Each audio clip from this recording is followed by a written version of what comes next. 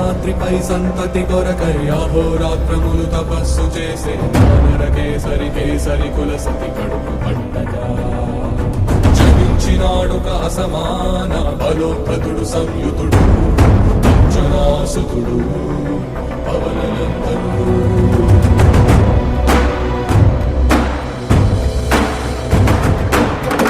కిరణముల ఉదయాత్మి కని అవి పండిన తీరని పంటను పడు సూర్యమండలము పట్టి తినాలని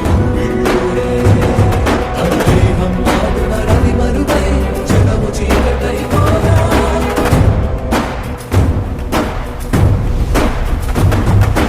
అది అమరేంద్రుడు గమనించి తన